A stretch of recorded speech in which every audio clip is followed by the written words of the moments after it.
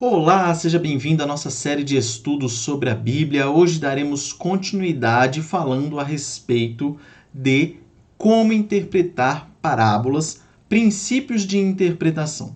No vídeo da semana passada nós falamos sobre como foram interpretadas as parábolas dentro da história. Hoje falaremos especificamente como devemos fazer para interpretá-las da maneira correta. E no vídeo de hoje tentaremos responder a seguinte pergunta: com tantos erros de interpretação que ocorreram no decorrer da história, como nos manter no rumo certo?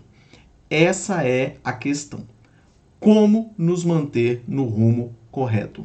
E você vai perceber que há diversos princípios, e se nós seguirmos esses princípios, nós com certeza teremos uma interpretação correta das parábolas. E é claro, sempre é bom deixar posto isso, que o Espírito Santo que vai nos iluminar o entendimento. Sem mais delongas, vamos falar um pouco a respeito das parábolas. Nós temos que ter em mente o seguinte, que as parábolas elas sempre foram usadas por alguns motivos, dentre eles, principalmente para ensinar sobre o reino de Deus. Esse é o primeiro ponto. Está lendo uma parábola, está estudando uma parábola, tenha em mente isso, que geralmente ou principalmente ela foi falada para ensinar ou para apresentar o reino de Deus.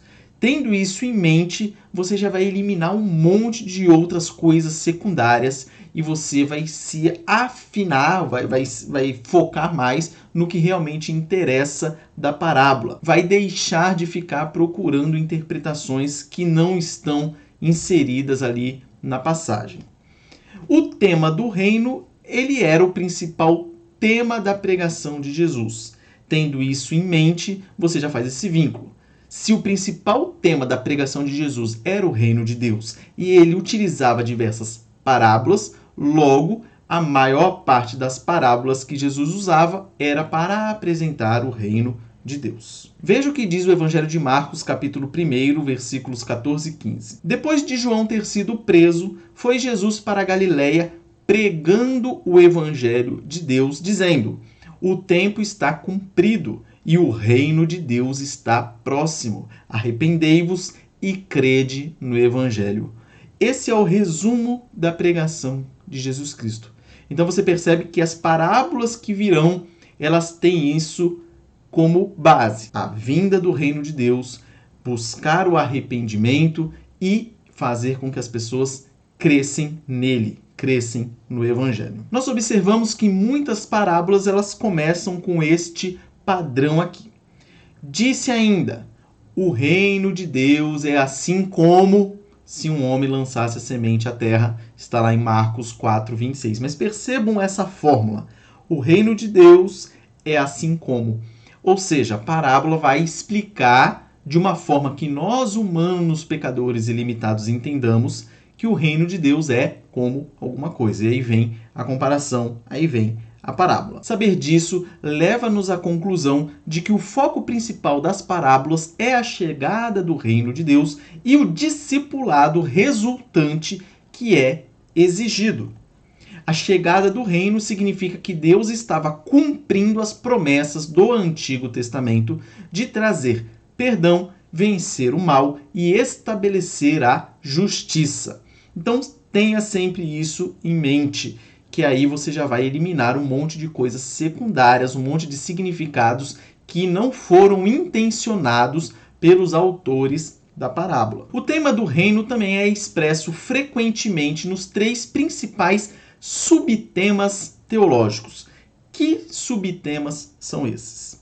A graça de Deus, as exigências do discipulado, os perigos da desobediência. Então isso está sempre envolvido na questão das parábolas e vai também nos ajudar a delimitar o significado das parábolas. Para determinar o significado correto da parábola ou das parábolas, primeiro ponto é: determine os pontos principais da parábola. Reconheça imagens típicas nas parábolas. note detalhes impressionantes e não esperados. Não tente encontrar significado em todos os detalhes. Preste atenção ao contexto histórico e literário da parábola. Todos esses temas nós falaremos aqui mais especificamente a partir de agora. Então, primeiro ponto, determine os pontos principais da parábola. Saber a razão pela qual ela foi proferida e por que foi incluída no cânon da Escritura são extremamente importantes. Nós devemos saber qual foi a razão pela qual ela foi proferida e por que ela está no cânon bíblico. Se ela está no cânon bíblico, é porque Deus quer nos ensinar através dela. E temos que levar em conta sempre o contexto original, o contexto em que ela foi dita. Há discussões sobre se cada parábola ensina apenas um ponto principal ou pode ter vários pontos principais. Um exemplo disso é aquelas pessoas que vão defender que a parábola traz vários pontos e dirá, por exemplo, na parábola do filho pródigo, que há 3 personagens principais na parábola, que é o pai, o irmão mais velho e o irmão mais novo. Nesse caso, haveriam 3 pontos principais da parábola do filho pródigo, que daqui a pouco nós falaremos um pouco melhor sobre ela. Nesse caso, de quem defende os 3 pontos, os 3 pontos principais seriam o quê? O pai, representando Deus, que é o pai, é gracioso e perdoador. O irmão mais velho, que são os seguidores de Deus, que devem se acautelar de uma atitude de ressentimento em relação à graça e ao perdão de Deus exercidos para com os outros. E, por fim, o irmão mais novo, que Deus aceita em sua família rebeldes que confessem seu pecado, convertem-se e abraçam a misericórdia divina. Essa é a explicação daqueles que defendem que a parábola ela pode ter tantos pontos principais quanto os personagens principais. Mas há também aqueles que defendem que é mais proveitoso expressar o ponto principal em uma única sentença. Nesse caso, na mesma parábola do filho pródigo, Deus, representado ali no Pai, é gracioso para com os pecadores, que seria o irmão mais novo, e por isso não devemos menosprezar seu amor para com os outros, como fez o irmão mais velho. Nesse caso da parábola, o foco estaria na reação do irmão mais velho. Vamos falar um pouco sobre isso. É interessante a gente observar essa questão, porque parece que era isso mesmo. Parece que a explicação de Jesus Cristo era isso que ele queria dizer. Por quê? Porque os judeus ali, os mestres da lei, os fariseus e tudo mais, eles estavam chateados, eles estavam tristes, eles estavam revoltados porque Deus, no caso Jesus Cristo, estava se reunindo com pecadores. E eles viam isso como sendo um absurdo, porque eles criam que eles, os judeus, eles eram um grupo seleto, um grupo puro, um grupo salvo, onde já se viu Jesus Cristo, que seria o Messias, se reunindo com pecadores e pessoas impuras. E aí Jesus Cristo vai lá e fala essa parábola. Então, parece que era isso mesmo que ele queria dizer. Lembrando que você utilizar esse tipo de interpretação não quer dizer que você não possa tirar outros ensinamentos da parábola. O que nós queremos dizer é que ela tem apenas um ponto principal, que é aquilo que Jesus Cristo quis dizer. Então veja como faz sentido essa questão de um único propósito na parábola. Aproximando-se de Jesus, todos os publicanos e pecadores para o ouvir. E murmuravam os fariseus e os escribas, dizendo: este recebe pecadores e come com eles. Evangelho de Lucas 15, 1 e 2. Então esse é o contexto. Jesus estava recebendo publicanos e pecadores, e os fariseus e os escribas estavam murmurando. E aí Jesus vai lá e solta a parábola do filho pródigo. É muito interessante a gente observar como funciona isso aqui. Então, como a gente faz para determinar os pontos principais de uma parábola? Primeiro, nós temos que descobrir quem são os personagens principais. Depois, o que acontece no final da parábola. Terceiro, o que acontece no discurso direto. O que é esse discurso direto? Percebam o exemplo ali em Lucas 15, 29 e 30. Mas ele respondeu a seu pai: há tantos anos que te sirvo sem jamais transgredir uma ordem tua, e nunca me deste um cabrito sequer para alegrar-me com os meus amigos. Vindo, porém, esse teu filho, que desperdiçou os teus bens com meretrizes, tu mandaste matar para ele um novilho cevado. Então perceba, o que acontece no discurso direto? Esse aqui é o irmão mais velho do filho pródigo que está dizendo isso diretamente ao seu pai. Falando, olha, eu sempre segui tudo certinho, porém o teu filho rebelde que saiu, aprontou, pegou o dinheiro, te humilhou, voltou e é recebido com festa, com roupas, com anéis, com o novilho cevado, que era um novilho preparado para uma ocasião especial, e eu que estou sempre aqui, nunca me dei bem, vamos falar assim. Então, quando você observa esse discurso direto, isso tem um motivo dele estar lá. E é importante a gente entender o que é tratado nesse discurso direto. Nesse caso da parábola do filho pródigo, fica muito claro isso aí. Quem ou o que ocupa maior espaço? Então, se você pegar uma parábola, você tem que ver o que ocupa mais espaço dentro da parábola. Geralmente vai ser o assunto mais importante, porque aquele que você quer dar mais ênfase é aquele que você vai falar mais. O segundo ponto que nós temos que levar em conta é: reconheça imagens típicas. Eu peguei o mesmo exemplo que o autor colocou no livro, mas você pode fazer esse exemplo com qualquer outra coisa. Imagina você, brasileiro, que chega nos Estados Unidos e aí te mostram essa figura de um burro e um elefante. Será que você vai entender realmente o que eles querem te mostrar com essa imagem? Provavelmente, se você não estuda a política americana, você não vai entender. Por quê? Porque esse desenho representa o burro, o Partido dos Democratas, e o elefante, o Partido dos Republicanos. Então, o que isso quer dizer? Que essas imagens típicas de determinada cultura, elas têm um significado muito forte. E isso acontece na Bíblia, isso acontece nas parábolas. Jesus Cristo, quando ele contava parábolas, ele utilizava essas ilustrações típicas do contexto histórico do primeiro século. Isso nós temos que ter em mente. E aí a gente tem que tentar entender quais eram essas figuras típicas para poder interpretar corretamente a parábola e aplicá-la nos nossos dias. Então nós estamos acostumados com as imagens típicas de nosso condicionamento cultural. No Brasil, nós temos diversos desses condicionamentos aí que fazem com que nós entendamos uma coisa que talvez um estrangeiro não entenderia. Por exemplo, o canarinho da seleção brasileira. A gente está acostumado a ver o desenho do canarinho, a gente já vincula ele à seleção brasileira. Pode ser que um estrangeiro que venha para cá não faça essa mesma associação. E às vezes quando você vai contar uma história para esse estrangeiro, utilizando essa imagem do canarinho, não vai ter o mesmo impacto do que se fosse um brasileiro ouvindo a mesma história. Então, por isso que é importante essa questão dessas figuras da ilustração. Então, no século I, haviam imagens típicas nas parábolas que encontravam correspondentes no Antigo Testamento ou outras fontes judaicas daquele período.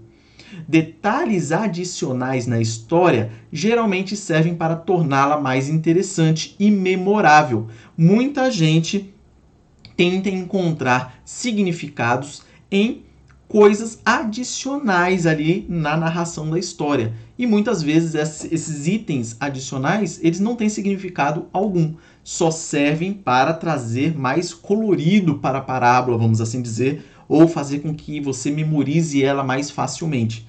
Isso é um ponto importante que nós falaremos mais para frente, mas já vamos adiantar aqui. Não fique procurando significado onde não existe. Algumas imagens típicas nas parábolas de Jesus. Então percebam a tabela aqui, 3 colunas. A primeira, à esquerda, a imagem. No meio, o significado. E depois, na coluna direita, o exemplo. E eu não vou ficar repetindo o exemplo para não gastar saliva, afinal minha boca já está seca aqui. O ar está seco hoje demais. Mas está aí a referência para você pesquisar com calma. Mas vamos lá, primeira imagem. Quando Jesus Cristo utiliza nas parábolas a palavra Pai, ele está significando, quer dar o significado de Deus. Quando ele fala Senhor, também Deus. Juiz, também pode representar Deus. Pastor, Deus. rei, Deus. Quando ele usa a palavra filho nas parábolas, ele pode estar se referindo a Israel ou a um seguidor de Deus. Quando ele usa vinha, muitas vezes ele se refere a Israel. Videira, Israel ou povo de Deus. Figueira, Israel.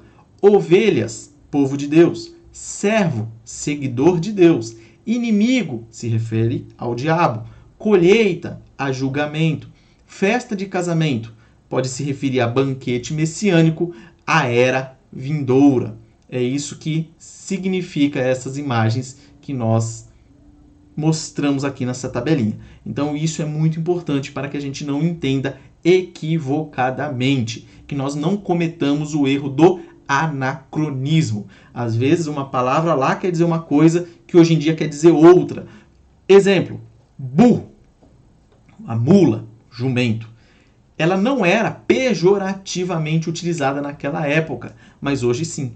Então, se naquela época você falasse que alguém era como uma mula, como um jumento, era uma representação diferente. A pessoa podia ter o significado de ser uma pessoa forte, alguma coisa assim, de valor. Hoje em dia, já não. Já é pejorativo. Então, se você for ler uma parábola e às vezes está usando uma palavra lá que hoje é pejorativa, mas na época não, e você interpretar como sendo pejorativa, você vai estar cometendo um erro. Terceiro ponto. Note detalhes impressionantes e não esperados nas parábolas. Não devemos nos tornar insensíveis pela familiaridade. Isso aqui é importantíssimo. Por quê? Hoje em dia, a gente ouve, principalmente aqueles que foram criados na igreja, diversas vezes a repetição de parábolas, várias vezes a mesma parábola, e você, de tanto ouvir, você se torna insensível. Você já não é tocado mais, você não fica impressionado com aqueles detalhes que aparecem.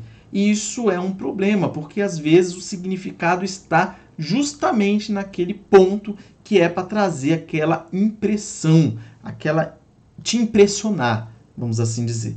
Isso é muito importante. Então, as parábolas de Jesus, elas estão cheias de detalhes que impressionam, mudanças inesperadas, afirmações chocantes e resultados surpreendentes. Devemos ficar atentos a esses detalhes, porque um ensino importante está sendo feito.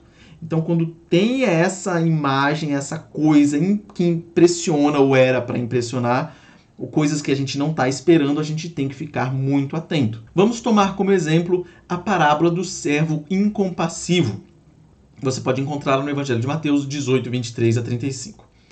Devemos notar a diferença absurda entre a dívida que o servo tinha para com o rei, que era de 10.000 talentos, e o valor que o seu conservo lhe devia, 100 denários. Por que é importante isso aqui? Porque essas medidas de valor, para hoje, não importam muito para nós. Nós não sabemos mensurar isso aí. Aí você vai precisar de um pouco de dedicação. Você vai ter que dar uma procurada na sua Bíblia. Geralmente lá no finalzinho ela vai trazer as referências. Então, quanto valia um talento na época, quanto valia um denário na época e tudo mais. E você precisa saber disso para você conseguir ver o real absurdo que foi a conduta do servo incompassivo, que teve a sua dívida absurda perdoada e depois não perdoou uma dívida pequena do seu conservo.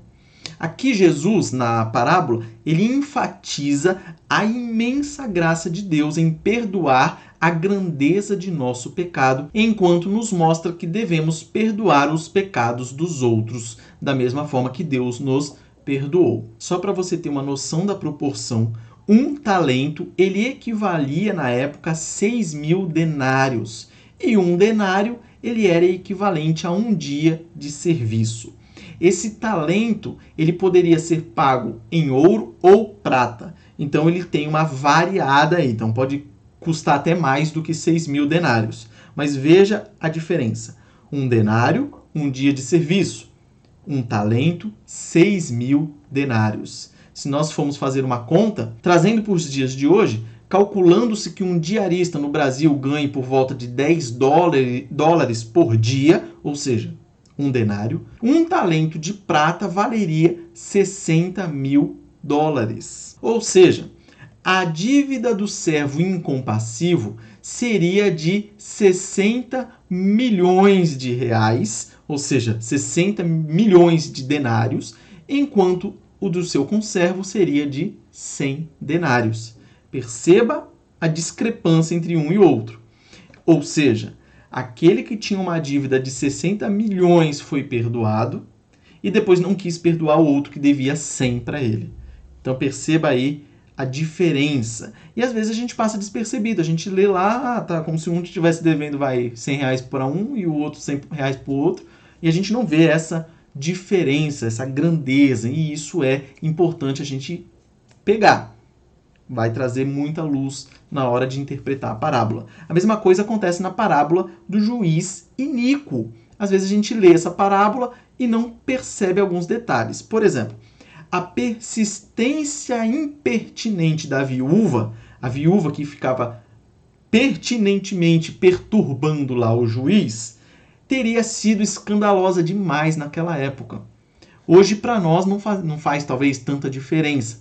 Porém, naquela época, uma viúva ficar indo no juiz e pedindo para ele julgar a causa dela seria visto de uma maneira totalmente diferente. Então, tente se colocar naquelas pessoas que viviam no século I, para que você entenda melhor como era ou o que significava essa parábola, qual é o sentimento que ela causaria naquelas pessoas. Com essa vívida imagem de determinação, no caso da viúva, Jesus chama seus seguidores à persistência em oração.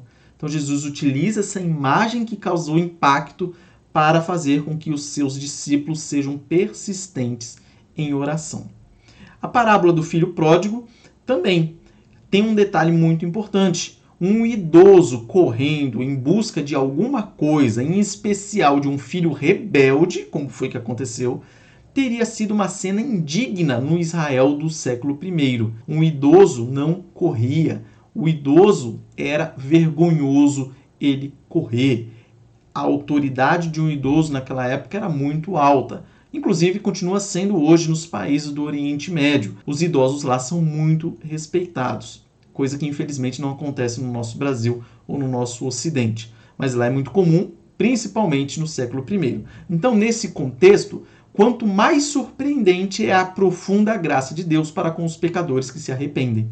Então, ali, o idoso, ele representava Deus. E ele se humilha, ele corre em direção ao seu filho rebelde que está voltando. Então, se ele fez isso, imagina a imagem que transmitia para os discípulos de Jesus ao saber que Deus também recebia esses pecadores que se arrependiam e criam nele. Quarto ponto é: não tente encontrar significado em todos os detalhes das parábolas. Nem todos os detalhes de uma parábola têm significado, como nós já dissemos, mas tornam a história mais interessante, memorável ou verdadeira para a vida dos ouvintes.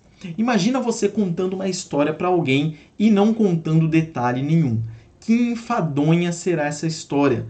Agora, se você conta uma história cheia de detalhes, aí sim chama a atenção. Mas muitas vezes esses detalhes não terão importância nenhuma. Você quer passar um ensino tal, e aí você utiliza de outros recursos, de outras imagens, de tudo que possa fazer com que a pessoa entenda melhor aquilo que você está tentando transmitir.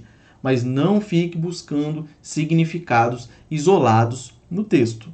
Vamos para o slide que vocês vão perceber melhor isso com um exemplo. Veja como é importante a gente não pegar detalhes e tentar interpretá-los. Na parábola das virgens prudentes e nécias, que você encontra no Evangelho de Mateus 25, de 1 a 13, o fato de que 5 delas eram prudentes e 5 eram nécias não significa que 50% do mundo será salvo e 50% será condenado. Às vezes a gente corre esse risco. Viu lá que 5 eram prudentes e 5 eram nécias, ou seja, 50% do mundo vai ser salvo e 50% não. Não tem nada a ver. Esse número é apenas detalhe para fazer com que a parábola seja mais interessante, seja mais memorável. Não tem nada a ver o significado específico. O ponto central é que os seguidores de Jesus são chamados a estar sempre prontos por viverem em obediência fiel, embora a vinda de Jesus possa demorar. Então perceba, esse é o ponto da parábola. Isso que Jesus está tentando ensinar para os seus discípulos, e não que 50% e 50%. Aqui é importante a gente observar também que Jesus ele não estava ensinando que devemos ser egoístas. Por que isso? Porque as virgens prudentes não quiseram dar do seu material para as virgens nécias. Falaram o quê?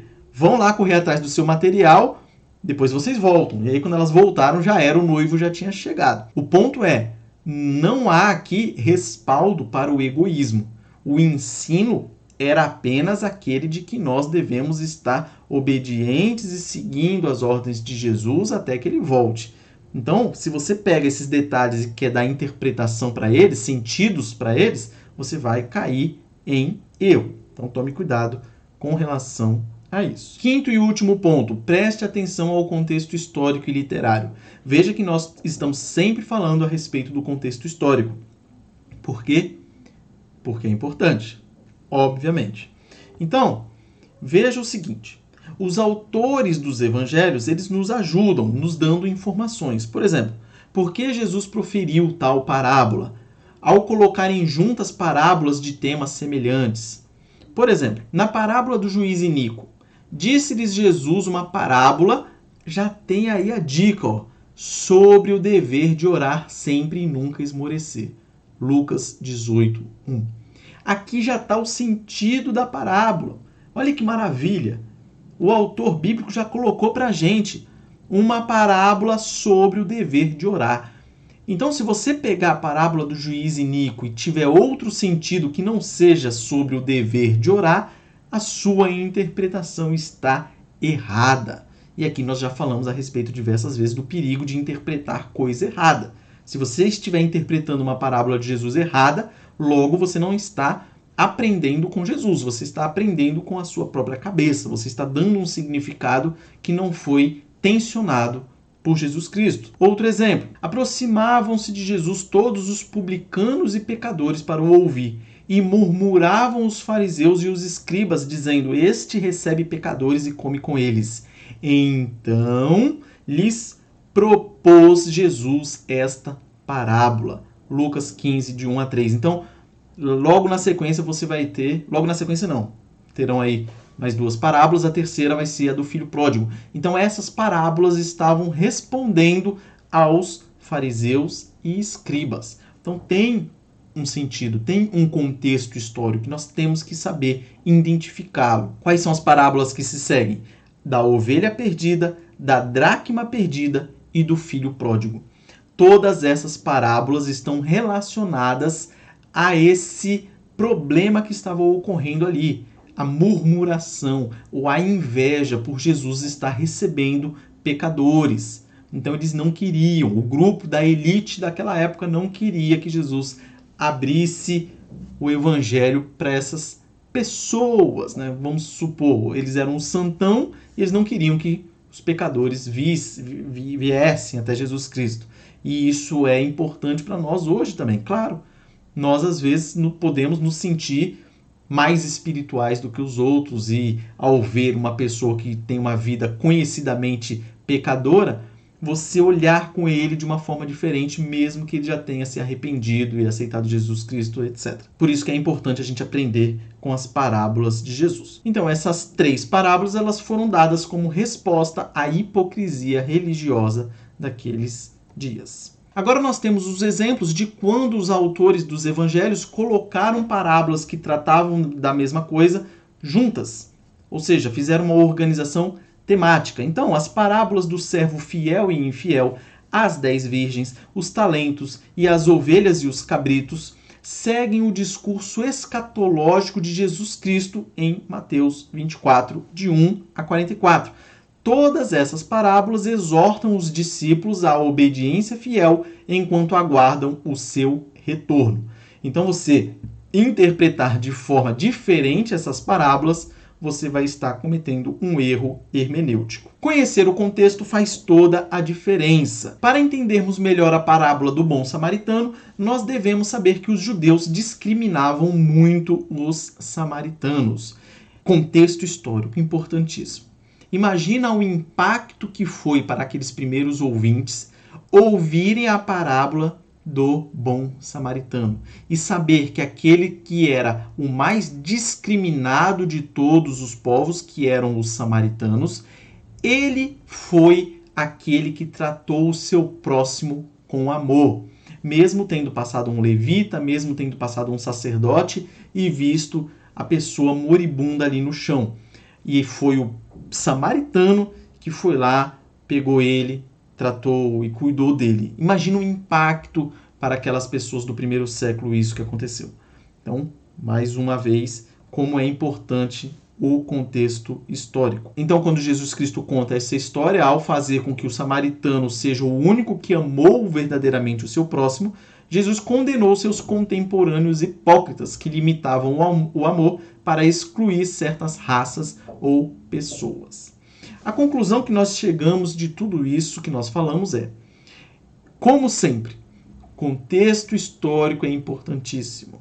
Nós devemos observar o contexto histórico. Nós devemos buscar as dicas que os autores dos evangelhos nos trazem e ficar atentos a elas. Nós devemos observar quando eles organizam as parábolas de maneira temática, porque realmente, às vezes, umas parábolas nos causam dúvidas. Algumas parábolas vão ser confusas. Mas se você perceber que há uma parábola, depois outra, e todas ali estão tratando do mesmo tema, se a do meio ela é um pouco mais difícil de se interpretar, você pode chegar a alguma conclusão interpretando a anterior ou a posterior. Claro, não importam as ordens, estou querendo dizer que elas estarão organizadas de maneira temática, e aí uma joga luz sobre a outra. Outra conclusão que nós chegamos que é importantíssima demais. Não busque significado nos detalhes da parábola. Busque o ensino central. Busque reconhecer quem são os personagens principais. Por que Jesus disse aquela parábola, para quem, o que ele queria falar com aquilo ali. E aí, entendendo o que aconteceu, aí sim nós aplicamos para os nossos dias. E agora nós trazemos aqui um desafio especial. Escolha uma parábola e aplique a ela as seguintes perguntas. Quem são os personagens principais? O que acontece no final da parábola? O que acontece no discurso direto? E quem ou o que ocupa maior espaço na parábola? Faça essas perguntas. Escolha qualquer parábola e aplique essas 4 questões. E veja se vai melhorar ou não o seu entendimento sobre ela. Eu acredito que sim. Eu acredito que você terá uma interpretação bem melhor. Faça esse teste e com certeza você vai progredir bastante na questão da interpretação das parábolas. Se ficou alguma dúvida, por gentileza, mande aí nos comentários. Se Deus quiser, semana que vem voltaremos e aí nós daremos continuidade aos nossos estudos sobre interpretação bíblica. Um forte abraço, que Deus abençoe muito o seu dia e essa semana que se inicia. Até a próxima.